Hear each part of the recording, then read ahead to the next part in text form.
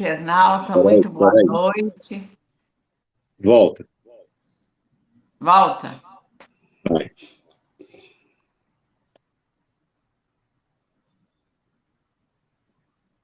Muito boa noite, meu querido internauta. Estamos aqui para mais uma live e hoje é muitíssimo especial, porque nós estamos aqui com o professor Itamar Silveira. Ele tem um livro assim fantástico que nós vamos comentar, não só nessa live, mas em outras lives também.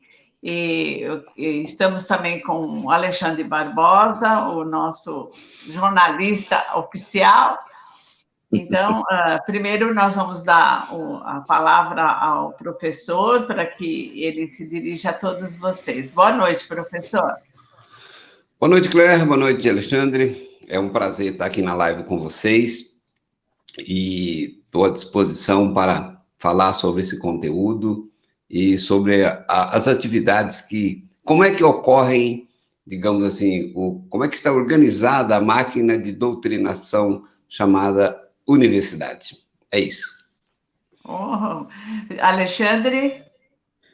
Uma boa noite a todos, boa noite, Claire, boa noite, professor Itamar, boa noite a todos os internautas. É importantíssima a live de hoje, eu estou muito empolgado porque nós vamos falar de um livro que, na minha opinião aqui, eu nem li o livro todo ainda, já fiz a lição de casa como jornalista e pude ver que o livro é interessantíssimo.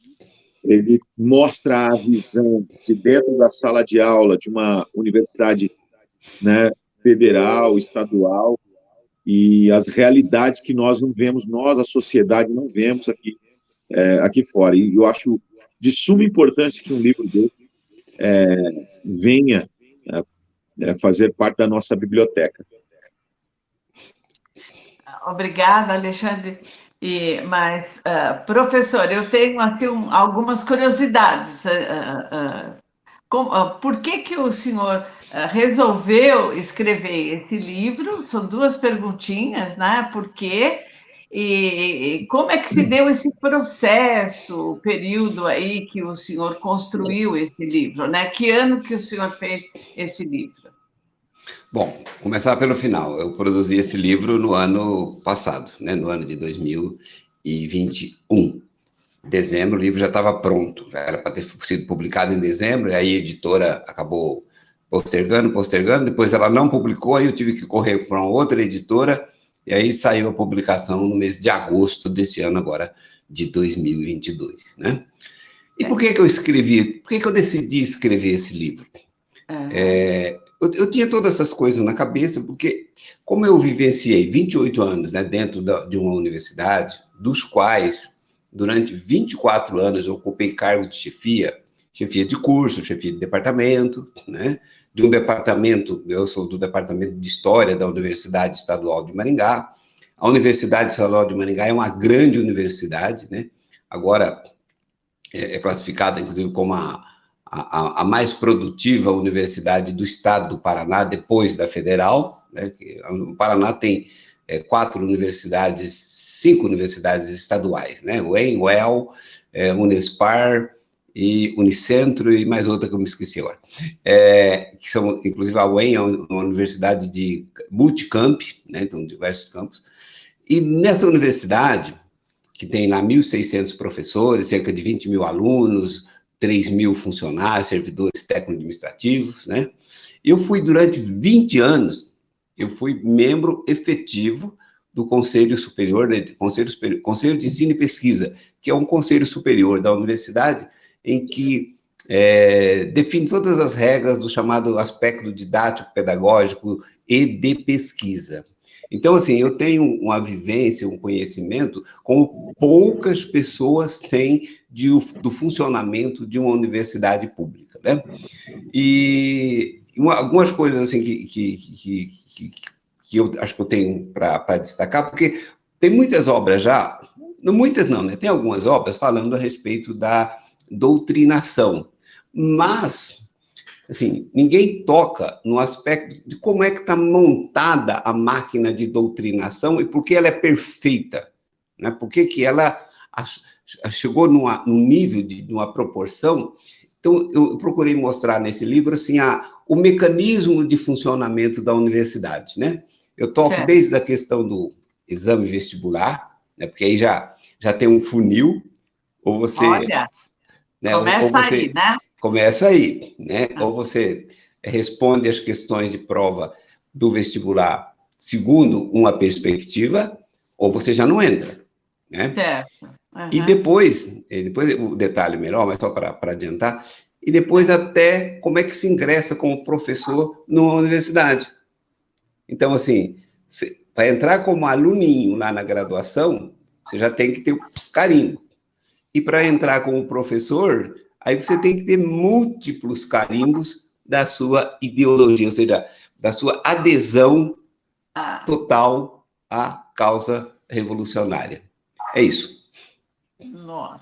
E só destacar, né, eu devo mesmo a produção do livro a uma amiga chata que eu tenho lá onde eu foi até minha aluna, a Bruna Leonela, que pegava no meu pé sempre, né?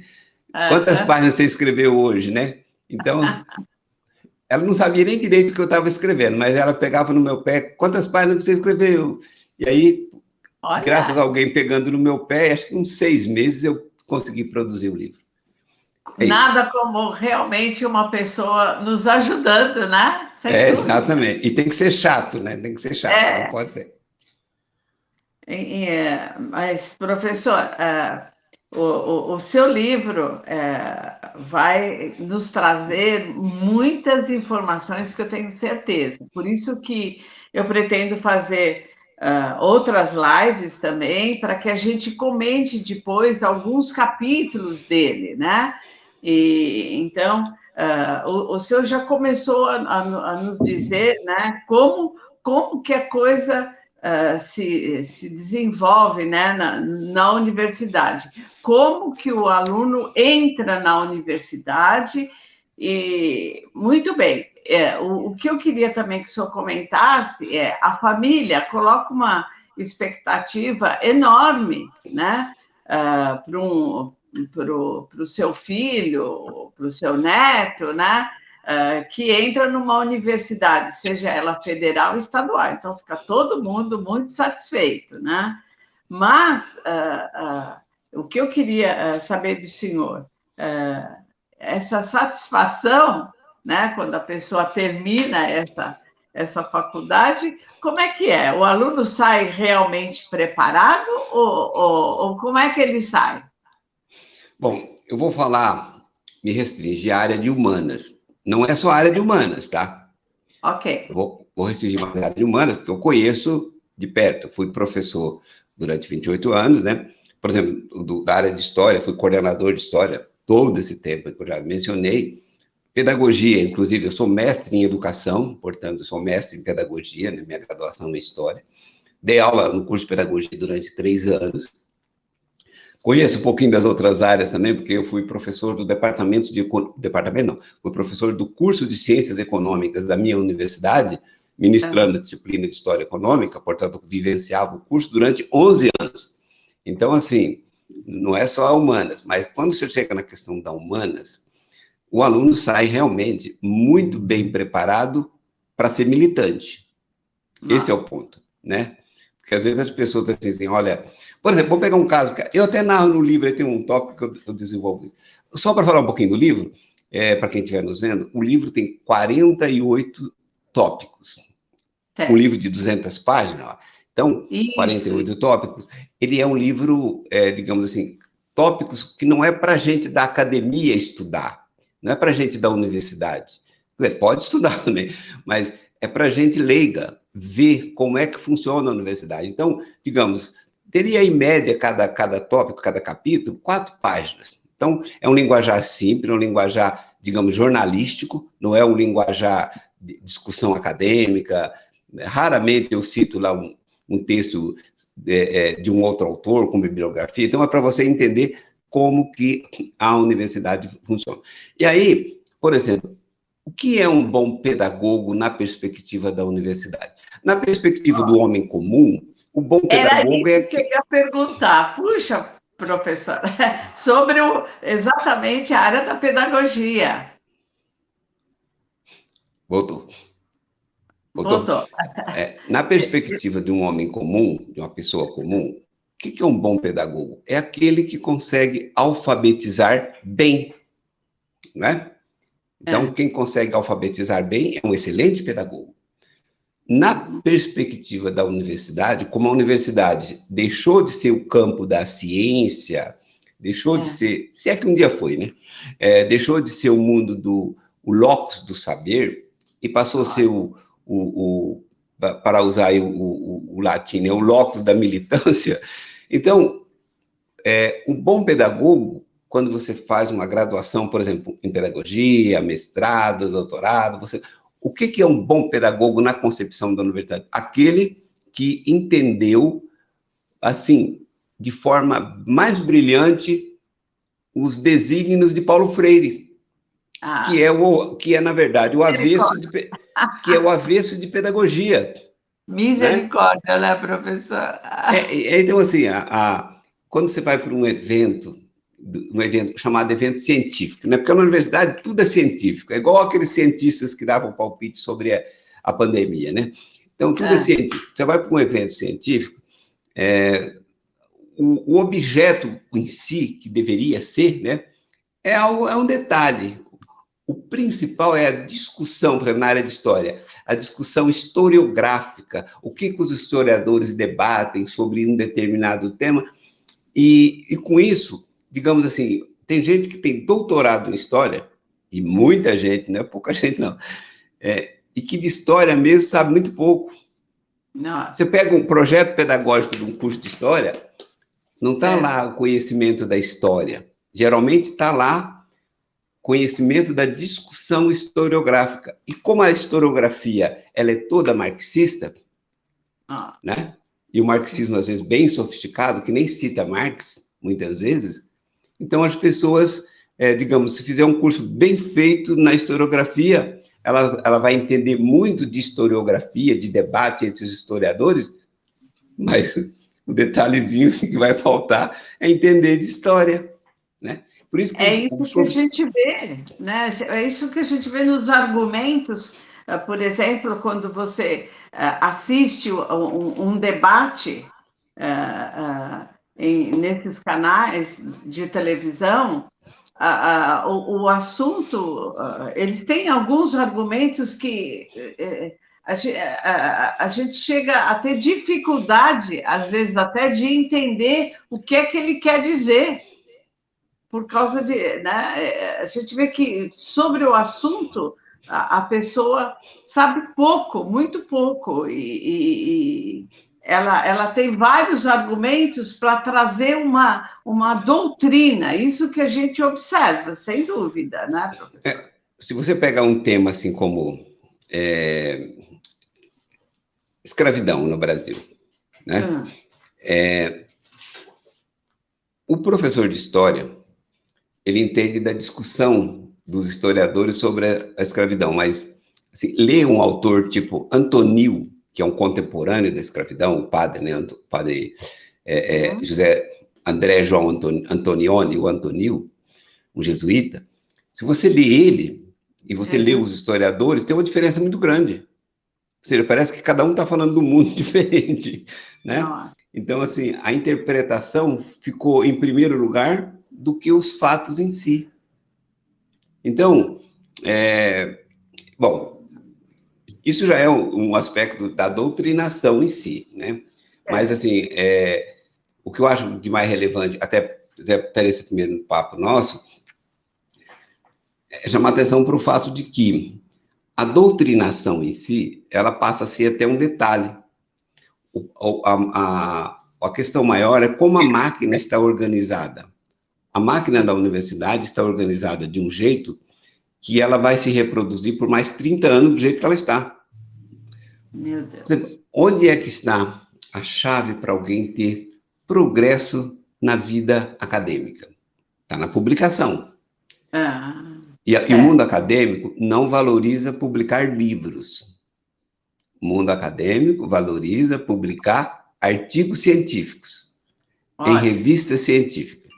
Porque quando você publica um livro, como esse aqui que eu publiquei, esse livro é meu, eu faço o que eu quero, né? Eu tenho autonomia, eu escrevo.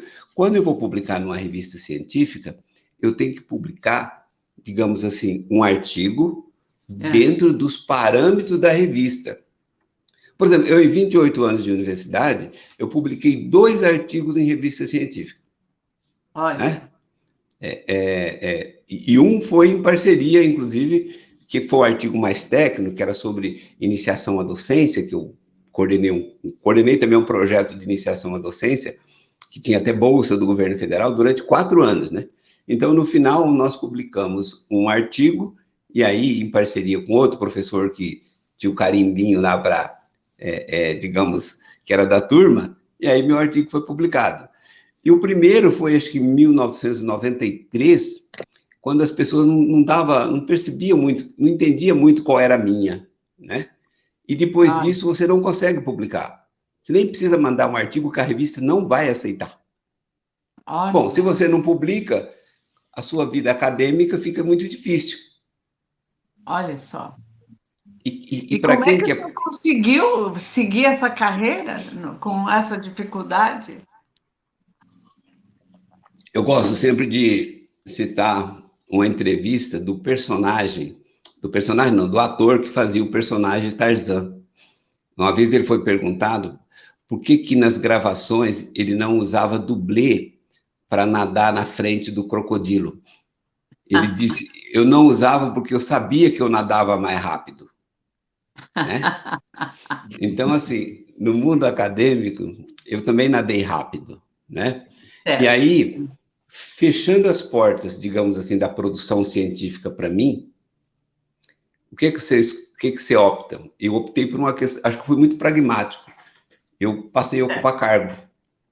Né? Eu tinha uma facilidade muito grande de ler uma resolução, entender, digamos assim, eu não sou mal-humorado, não sou de mal com a vida, e os colegas de universidade, geralmente, eles têm aquela carinha de quem pisou no cocô do gato, sabe? Fica assim, aquela cara fechada, né? Então, digamos, por isso eu ocupei cargo tanto tempo, inclusive eu era cargo eleito, nunca fui nomeado por reitor, eu era eleito pelos meus pares, alunos e funcionários e professores que votavam em mim. Então, porque eu procurei usar essa parte de eficiência, de racionalidade, de detalhista, eu sou bastante detalhista, né? Dizem que é por causa do signo de Virgem, tá, sei lá. Mas eu sempre fui muito eficiente nisso. Então, eu acabei ocupando o cargo dentro do espaço e ainda nós conseguimos organizar um curso de História no campus de Ivaiporã, lá no Paraná, na região central do estado, que era um pouco longe da minha cidade.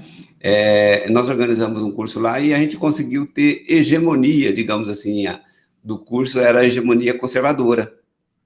Foi o único curso de História no Brasil em que os alunos saíam da universidade melhores do que entraram, né? Saíam conservadores. O cara entrava na universidade fazendo, sei lá, indo na missa, e ele terminava o curso indo na missa, né? Então, a gente não destruía as pessoas, né? E, assim, e daí, inclusive, começa a perseguição, né? Eu sofri 2 processos administrativos. A partir de 2016, quando eu publiquei esse livro, aí o pau fechou, né? Mas, mesmo assim, não recebi nenhuma punição. Ficou bem o tempo nublou. Ficou bem nublado. O tempo nublou, né? Inclusive, dizem lá, não sei se é verdade ou não, porque no evento de lançamento do livro do Regime de 64, aqui na capital de São Paulo, esteve presente lá no evento o Cabo Anselmo. Olha! E o Cabo Anselmo fez uma foto, né, junto comigo, e eu publiquei no meu Facebook, né? Nossa! Aí o povo ficou... Onde já se viu, eu faço ideia. Nossa, Alexandre, você quer fazer alguma pergunta, Alexandre? Eu fico pasmo aqui, né, pelas histórias, pelo currículo do professor, Professor, mas fantástico. eu queria saber se o professor participou de alguma curricularização da extensão. Até já tive projeto de extensão, né? Mas essa curricularização da extensão que eu menciono no livro aí, ela não havia sido imposta ainda, né? Porque isso está na resolução 002/2015 do Conselho Nacional de Educação, que, aliás, essa resolução, mesmo mudando o governo, eu tentei entrar em contato, mandei, através de terceiros, falar com os parlamentares ligados ao governo Bolsonaro, ao ministro da Educação, mas ninguém quis me ouvir, né? Essa resolução 002/2015 do Conselho Nacional de Educação é um monstro, é algo assim muito sério, que as pessoas não se deram conta disso. Inclusive essa questão aí, Alexandre, da curricularização da extensão, né? Porque a universidade, ela se diz assim, ela se baseia em um tripé: ensino, pesquisa e extensão, né? Então, seria o quê? O ensino, as aulas, a pesquisa, aquela realizada pelos professores e alunos também, e a extensão é exatamente o processo de levar esse conhecimento mais recente, mais apurado ao público externo, que pode ser, inclusive, até o público interno, mas preferencialmente ao público externo. Então, a curricularização da extensão obrigará, até eu preciso me informar se já está implantado isso, porque eu saí da universidade em 2018, e era uma coisa muito difícil de implantar, porque operacionalizar essa logística não é uma coisa fácil, até porque a carga horária aí seria em torno de 300 horas, né? Mas significa o quê? Que todo aluno vai ter que fazer, vou falar 300 horas redonda para arredondar aí para ficar fácil de pessoa entender. Vai ter que ir ao campo de estágio, obrigatoriamente. E olha, isso não é só o estágio, tá? Isso é a extensão, seria algo diferente. Porque o estágio, você parte do princípio que o aluno ainda está aprendendo, vivenciando. A extensão, ela já diria assim, tem um upgrade aí, né? É um momento em que o aluno, coordenado pelo seu professor de extensão, vá a campo, seja sindicato, depende do curso, né?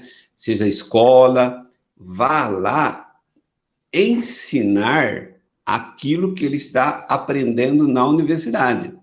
Então, nota-se que tem aquele ar professoral. E aí dá exatamente o pulo do gato. Porque, assim, a partir do governo do PT, começou não só do governo do PT, né, vem do Fernando Henrique Cardoso, mas aí já deram, digamos assim, uma aceleração a mais no sentido da implementação das pautas identitárias. Então, nessa perspectiva das pautas identitárias, os professores já formados não foram formados para isso diretamente. Então, você precisa atualizar os professores, pegando o caso das licenciaturas. Então, você tem que atualizar os professores dessa, sei lá, ideologia de gênero. Então, você tem que atualizar. Esse aluno vai para a sala de aula, orientado pelo seu professor da universidade, ele já chega lá, digamos assim, arrogante, né? Já chega com um tom de: você, professor velho que está dando aula aí, você é um arcaico, né? Você tá ultrapassado. Deixa eu ensinar como é que ensina, né? Olha. Então, e muitas vezes ele chega com esse tom, digamos, revolucionário e coloca o próprio professor da disciplina em descrédito. Porque o professor por mais que o professor seja da causa, ele tem um linguajar. Professor que está na sala de aula já, ele tem um linguajar, professor da escola, né? Ele tem um linguajar mais defasado, porque uma das coisas que esse povo faz é ir atualizando a terminologia de um mês para o outro, né? Constantemente se está atualizando. Por exemplo, introduziram de repente aí o tal do masculinidade tóxica, né? O professor lá nem sabia que era isso. O que é masculinidade tóxica, né? Aí o cara chega lá com aquele tom, geralmente, se for um aluno homem, por exemplo, né? Não vou falar das mulheres. Se for um aluno homem, chega lá barbudinho, né? Com o cabelo feito um coque aqui em cima, né? Uma coisa bem diferente, com a touca na cabeça, que os alunos militantes mesmo vão na aula no dia quente com a touca na cabeça, não consigo entender por quê, mas enfim, vão com a touca. Então, já vão... Exatamente. Vão com um estilo, digamos assim, diferenciado, o que lhe dá um ar de moderno, né? De antenado. Por exemplo, eu até tinha uma aluna branca, inclusive, cabelos lisos, e ela mandou fazer dread no cabelo para parecer que ela tinha uma origem afro. Até um dia eu conversei com ela e falei, por que você fez isso? Não, é para ficar afro. Falei, você não tem nada de afro, minha filha, você é branca como leite, como é que você não... Mas não importa, você tem que aderir à causa. Né? Então, essa maldade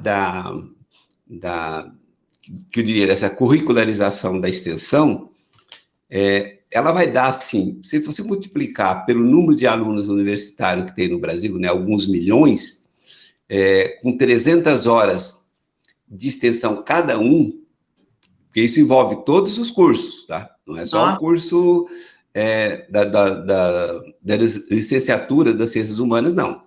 Todas as licenciaturas, bacharelado, todos os cursos terão que ter essa carga horária de curricularização da extensão. E observe, assim, que o argumento é muito bom.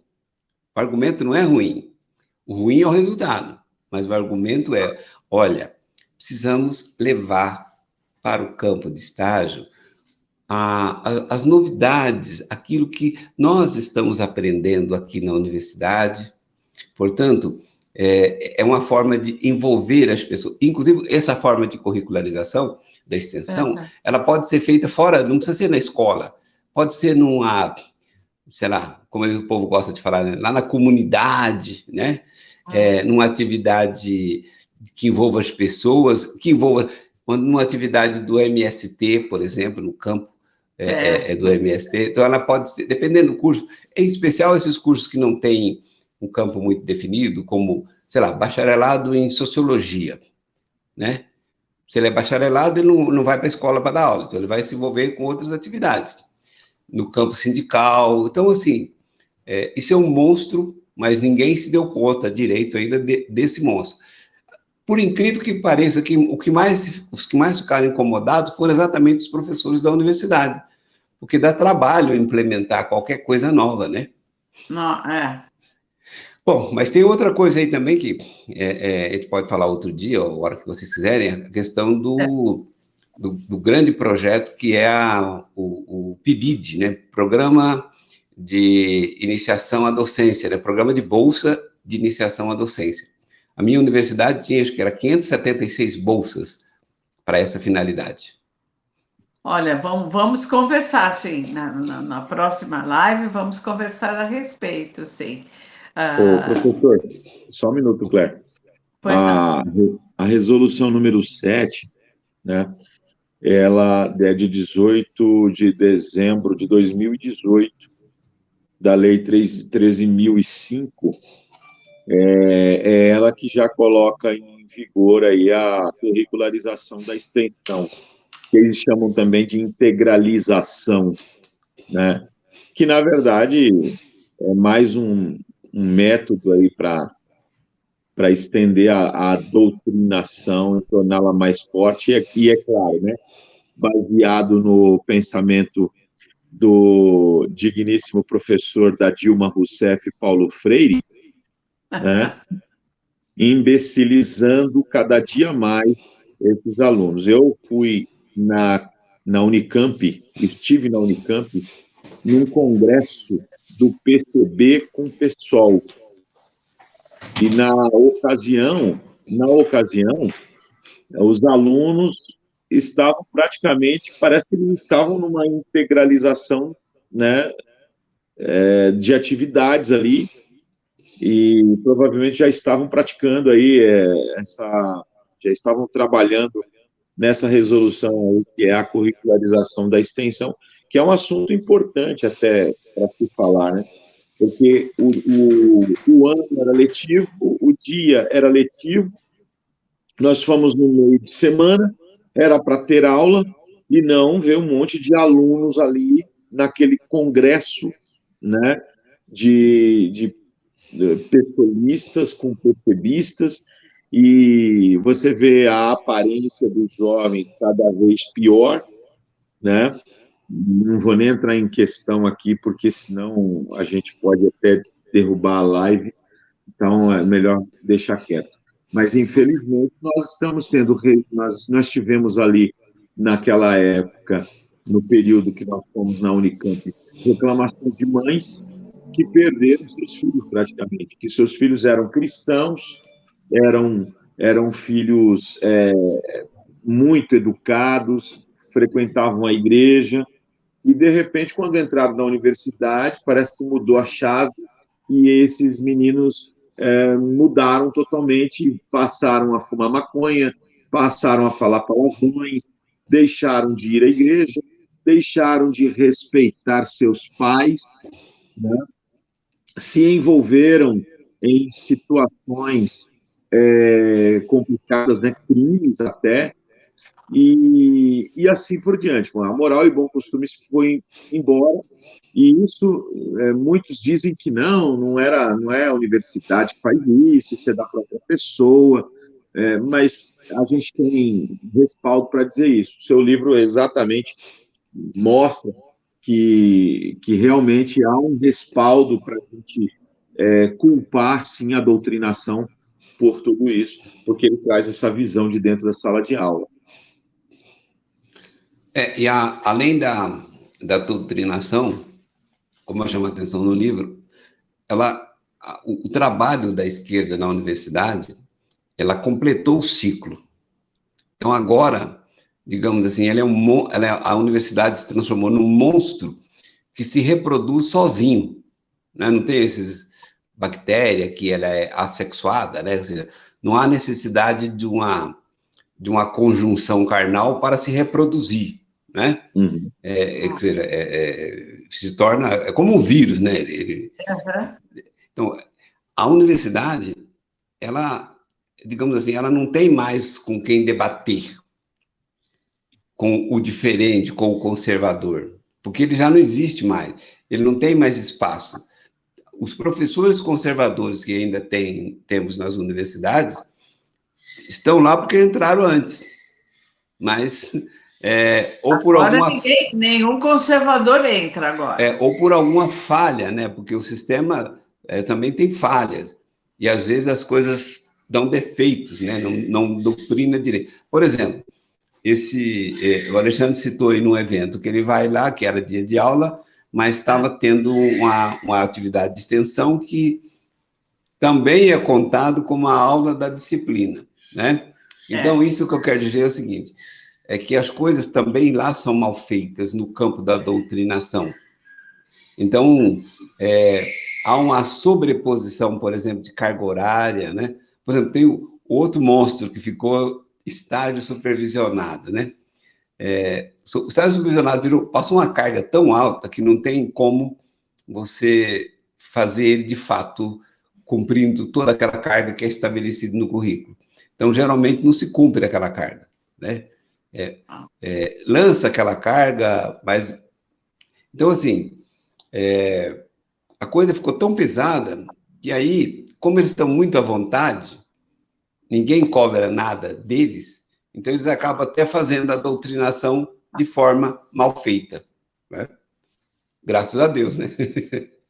Pelo menos, né? Professor, Alexandre, quanto tempo de live nós temos? Nós estamos com 34 minutos. Com 34 minutos, né?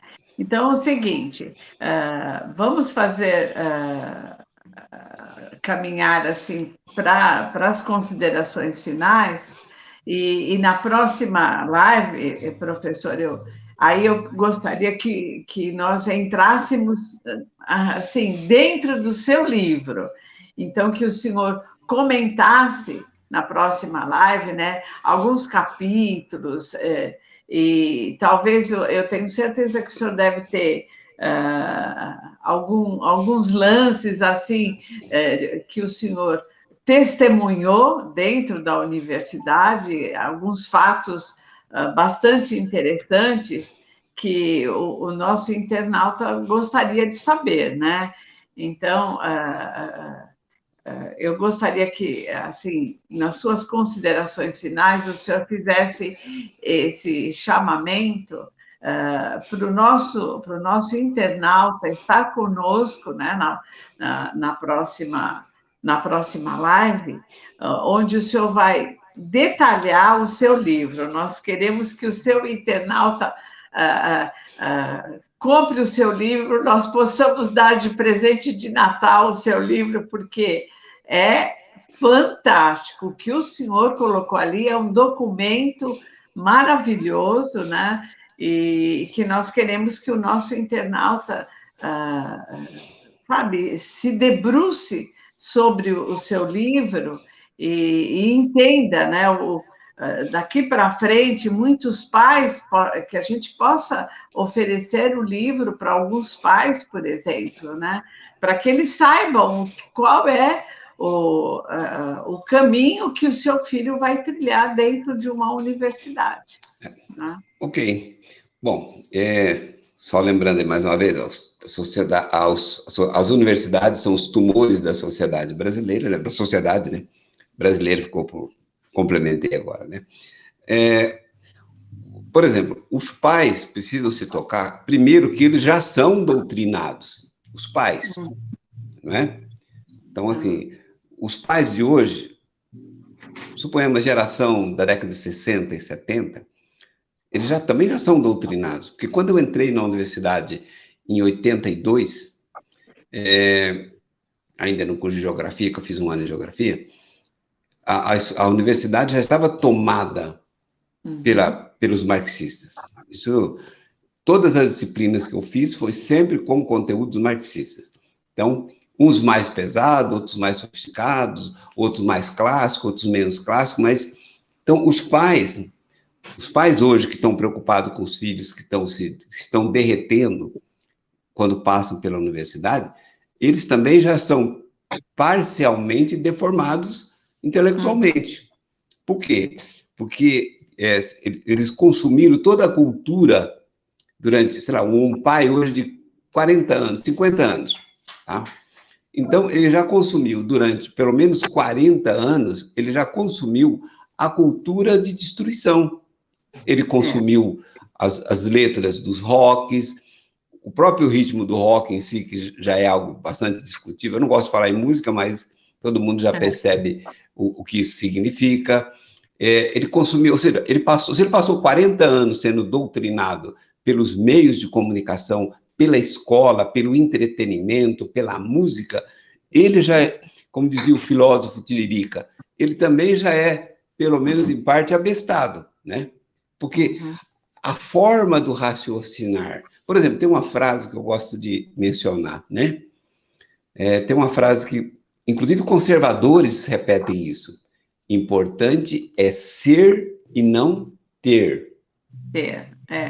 Essa frase é o quê? Essa frase é marcusiana, de Herbert Marcuse, da escola de Frankfurt. Essa frase é do marxismo cultural. Essa frase é a negação da liberdade da propriedade. E ela é apresentada como algo assim, olha, o cara é humano, o importante é ser e não ter. Quando eu nego a possibilidade de ser importante eu ter, dificilmente eu vou ser algo bom para os meus próximos. Primeiro de tudo, as pessoas têm uma visão bastante equivocada, inclusive eu sou da área de econômica, né? Eu gosto de trabalhar isso também. Assim, olha, fulano é egoísta, fulano pensa nele. Ótimo que ele pensa nele, porque só vai cuidar de mim, só vai cuidar do próximo quem amar a ele primeiro, em primeiro lugar. Sim. Né? Para ter uma vida saudável, para ter felicidade com ele. Quem não tem felicidade consigo mesmo, ele não consegue passar a felicidade, ele não consegue oferecer felicidade para o outro, né? Exato. Então, a gente precisa, a gente, assim, tanto que o curso, eu até mencionei ontem com o Alexandre, no curso que eu vou oferecer de História Econômica a partir de dezembro, não é um curso voltado para esquerdista, é um curso voltado para a direita, que eu acho que o grande problema nosso hoje é a direita está mal preparada, a direita está Exatamente. parcialmente doutrinada pelos ditames da esquerda, né? Então, já está encerrando, já está batendo aí quase os 40 minutos, eu me coloco à disposição, tá? Eu gostaria até que aí vocês vão estar aprofundados mais na leitura e fica mais adequado àquilo que vocês querem, mas eu tenho, digamos assim, esses 48 capítulos que eu escrevi,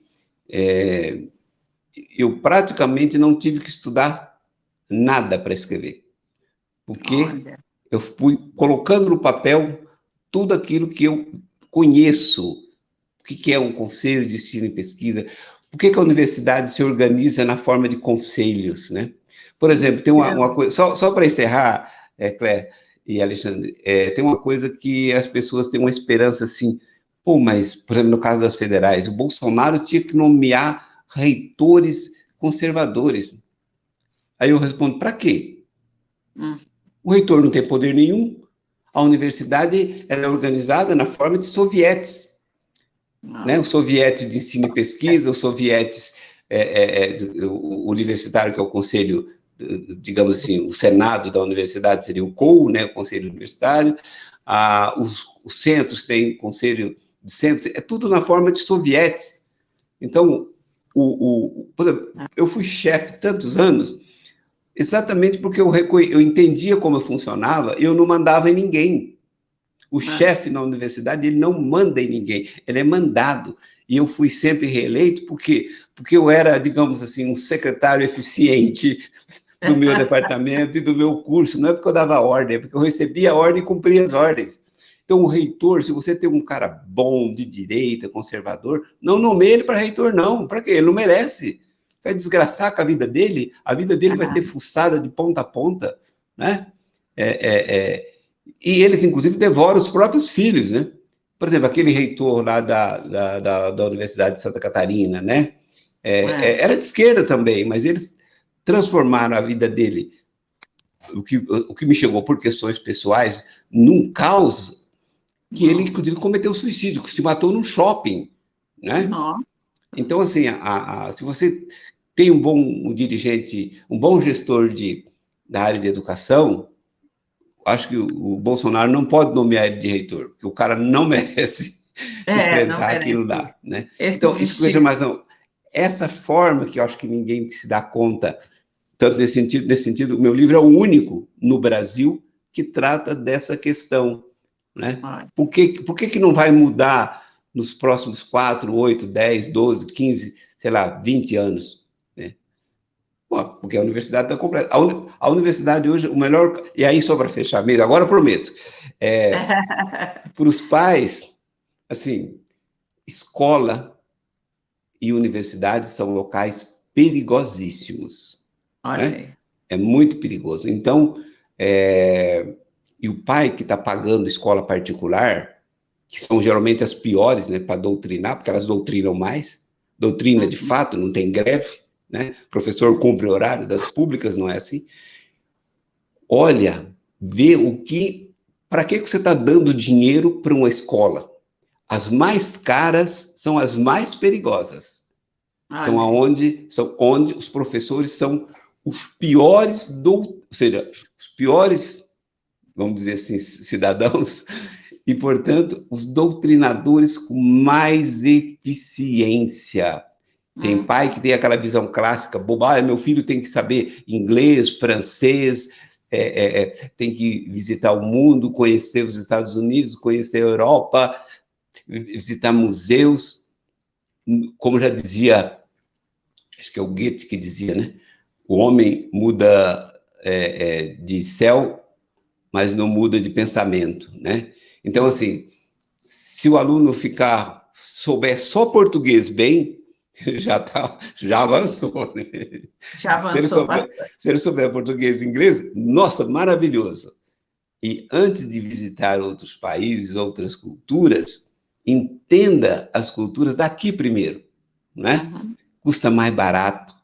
Então, os pais hoje estão perdendo seus filhos porque eles não sabem conduzir os seus filhos, porque muitas vezes eles também não sabem conduzir as próprias vidas deles, né? É só lembrar que na década de 60, com os movimentos de 68, por exemplo, que até toco também de en passant, mas eu toco no livro, os coroas ficaram maravilhados, olha que bonitas, a juventude rebelde, sonho com o mundo melhor. Não, aquela juventude de 68 que foi à rua era fascista, defendia o comunismo, defendia os regimes totalitários, e os pais babacas, os coroas babacas já ficaram, oh, que legal. E hoje, assim, eu até gosto de observar, né? Quando eu estou em algumas cidades mais universitárias, você sabe quem é um professor universitário sem conversar com ele, né? Só pelo estilo descolado de se vestir, né? Pois é. Se tiver careca com rabo de cavalo, pode saber que ele é um comuna. E se ele botar máscara, então, fechou. É isso, gente. Fechou. Obrigada, muito obrigada, professor. Alexandre, suas considerações finais, depois aí eu faço o encerramento. Eu acho bacana demais esse bate-papo aqui com o professor, aprendemos muito, sempre, né? É evidente que nós ainda temos muito mais a aprender com a leitura do livro, né? Eu acho que eu estou angustiado aqui, porque eu quero ler esse livro com certeza, vai ser muito bacana. Os internautas vão, com certeza, se elevar o seu nível de conhecimento, né? Eu percebi que a linguagem que o professor usa é uma linguagem bem acessível, né? É bacana porque também os títulos como é que se fala, os temas, né? Os textos, os títulos, os capítulos, melhor dizendo, são curtos, né? O que facilita para aquele que não gosta muito de ler, que não é muito habituado. Isso é fantástico, né? Isso é bacana. Foi muito bem pensado. E é evidente que as próximas lives, com certeza, serão muito melhores. Eu acho que essa live já foi excelente, nossa, nos elucidou aí muito do ambiente universitário. Eu tenho certeza que promete muito mais.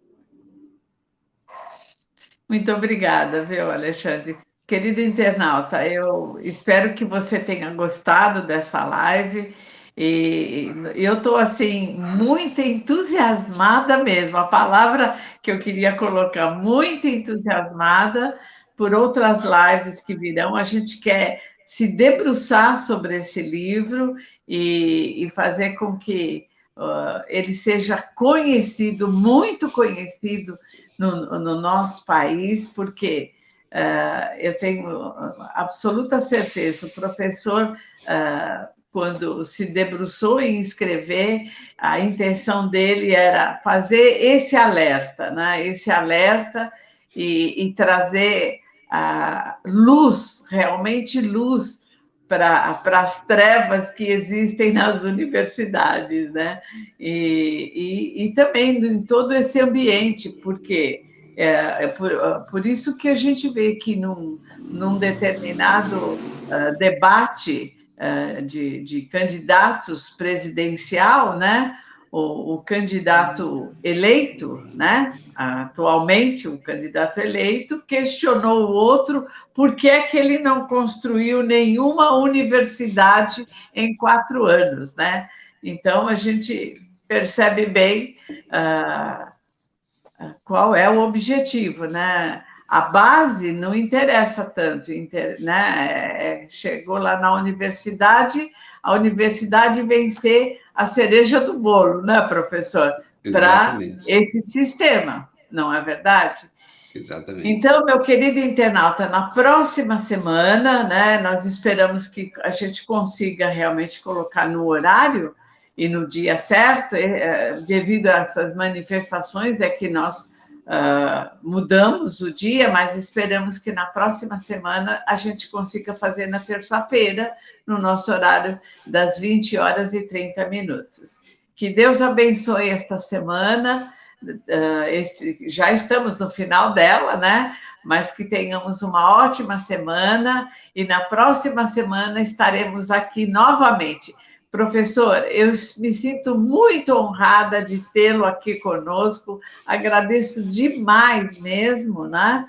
E na próxima semana estaremos novamente aqui com os seus esclarecimentos sobre os capítulos e da forma como o senhor escreveu e contar algumas coisas bastante interessantes que eu tenho certeza que o seu livro está recheado delas, né? Muito obrigada, viu, professor? Obrigada, Alexandre, pela sua ajuda também. E até a semana, pessoal. Tchau, tchau. Muito obrigada, hein? Tchau, tchau.